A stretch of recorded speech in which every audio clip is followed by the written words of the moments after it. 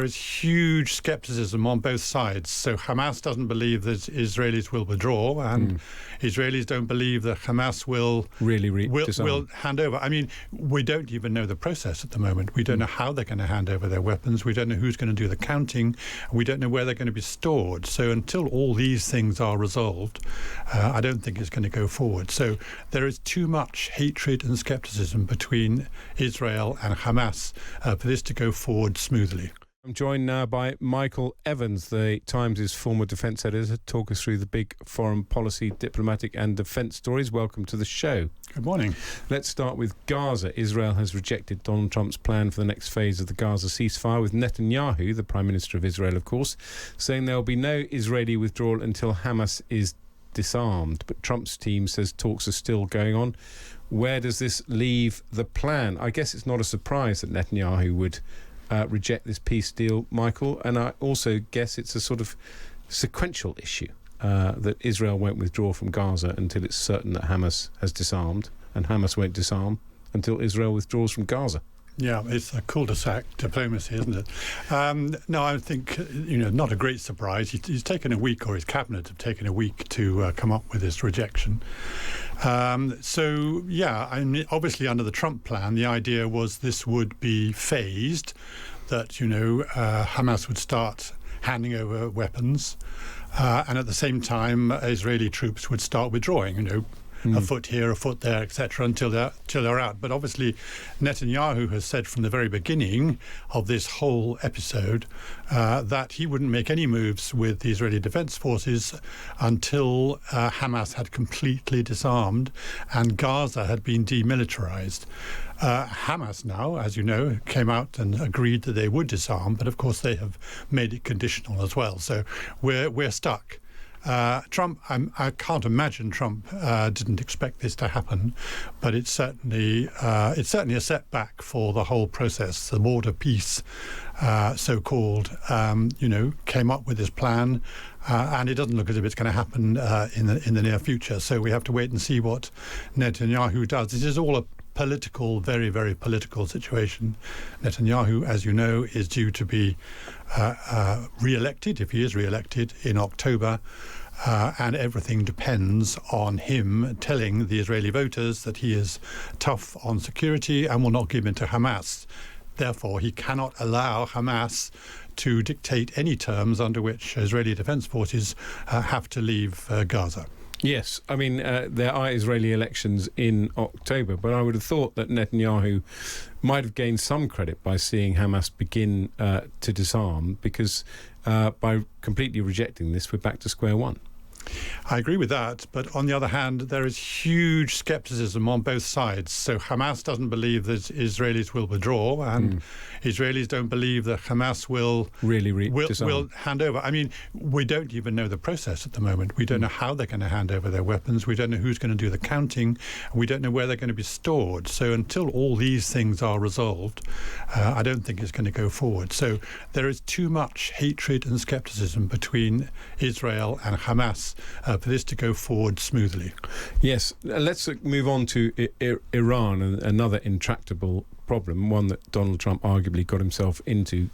The veteran commander of the Revolutionary Guards has been brought back into one of the country's top security jobs, Mohsen Rezai. He's the hardest of hardliners. I think this was something that we've been talking about for a while now, that the backfiring of the attack on Iran is that actually it's the hardliners who have now gained the upper hand in Iran, which makes it even more difficult to move forward. First of all, I mean, obviously, I don't think there's any such thing as a moderate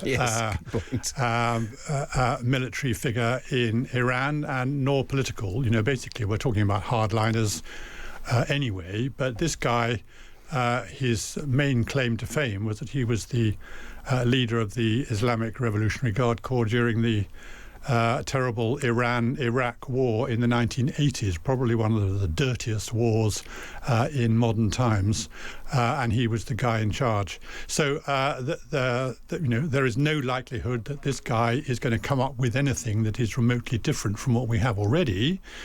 which, whether or not it is underlined by the new supreme leader, who we still don't know where he is and how injured he is, etc.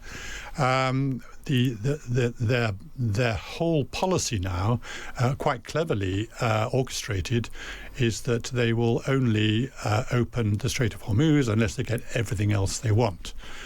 So everyone is focusing on this, the talks going on between Oman on one side of the Strait of Hormuz and Iran on the other, and that they will come to some sort of agreement which may or may not include service fees or tolls or whatever. But in fact, it's almost irrelevant, because what Tehran wants is to say, we will come to a deal with Oman, and that will work pretty well. Thank you very much. We will manage the strait, whether you like it or not. But in the meantime, we're not going to open it until we go back to the famous 14-point memorandum of understanding, which was signed between Iran and the US in June. And that has a number of things which Iran is very, very keen to go back on. And of course, it's all been put to one side. As soon as Trump said that the ceasefire was effectively over, all those concessions, I would put them, in the memorandum of understanding, concessions to Iran, have fallen by the wayside, and Tehran wants them back. Yes, absolutely. But you say everyone is a hardliner in Iran. That's right. But the President Pezeshkian and his foreign minister have been pushing for diplomacy. There's the parliamentary speaker, Mohammad Bagher Ghalibaf. So there is an element of importance in who is the top dog in Iran. That's true, and there is a battle, if you like, between the military answer and the diplomatic answer, and the two that you mentioned, the president and foreign minister, are involved in trying to push the diplomatic one. But the key figures, without question, are the military, and if they don't like it, it won't go ahead. And I think it looks as if the new supreme leader, the guy hiding somewhere in Iran, has taken on the military side completely, although he gave his agreement to the 14-point memorandum of understanding. Basically, I think he's relying on his generals to do the hard work. And I think in that sense, the president and the foreign minister are being pushed to one side a bit. Absolutely. So let's move on to Russia and Ukraine. In recent weeks, Ukrainian drone attacks deep inside Russia have increased, which gives us all some comfort, thinking that Ukraine is turning the war back on Russia. But there's also an argument these attacks could give Putin the excuse he needs to escalate, particularly at a point where the support for the war in Russia appears to be weakening. I mean, I sort of discount those arguments because they've been an excuse for inaction in terms of supporting Ukraine for the last 4 years. I think we should give our full backing to Ukraine, but there's obviously an element of truth here, that there's even talk and rumours of Russia making an attack on a NATO country in order to escalate the war. Yeah, I mean, I think it's fairly alarmist, apart from the fact that, of course, we have had several incidents where Russian missiles have, by mistake, landed in a NATO country. Poland was the last one. I think Putin would be pushing his luck if he did make a serious incursion into a NATO country. I can't see him doing that. Nobody knows what's in Putin's mind, of course, but I can't see him doing that. When he talks about escalating, I think he's talking about escalating attacks on Kiev in particular. And the trouble for Zelensky, the president of Ukraine, is that he is running out, like America itself, of defensive weapons, air defense systems, Patriots, for example, to intercept all these missiles. And this is putting him at a very, very bad point. And he can't protect his citizens if he doesn't have these sort of weapon systems. But in the meantime, he's pushing ahead with these long-range drone attacks. And although people are talking about Ukraine is running out of its missiles, Ukraine has a huge drone production factory network system now. And I don't think they'll be running out of drones. No, that's right. But at the same time, they are effectively defenceless. These are ballistic missiles that come from North Korea, and there's talk about 50,000 troops. I think Zelensky has been public about that, 50,000 troops from North Korea. Zelensky even trying to get South Korea to come into the war in some shape or form. I mean, as I said earlier, we've got used to a narrative of the last few weeks of Ukraine turning the war around, turning it back on Russia, cutting off Crimea. But in some ways, Putin does have access to limitless resources if countries like North Korea are prepared to supply him, and China's prepared to support him. And Iran, of course, still helping. No, I totally agree. I think there are moments when we in the West can say, yes, Ukraine is getting ahead and doing well, taking the war right into Russia. And I'm sure Putin is worried and alarmed by it, not by the lack of popular support. I don't think that worries him.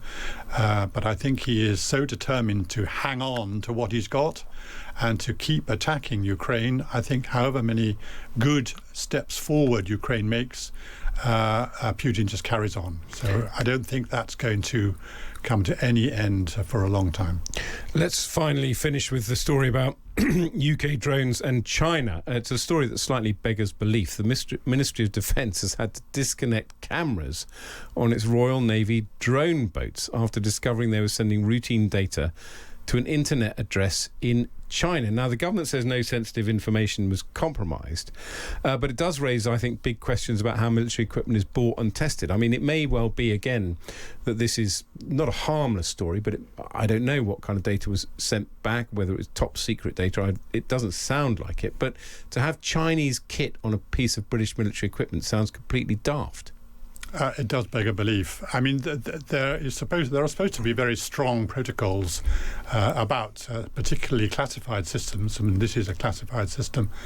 So it does seem extraordinary, but it appears that a third party, whoever that is, was involved in providing components for this called a K3 Scout unmanned surface vessel used by the Royal Marines.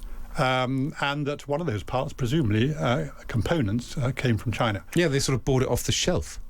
Yeah, well, this is the world today. Yeah. I mean, there is so much stuff available, and of course in China it's pretty cheap, and it was shoved into this system.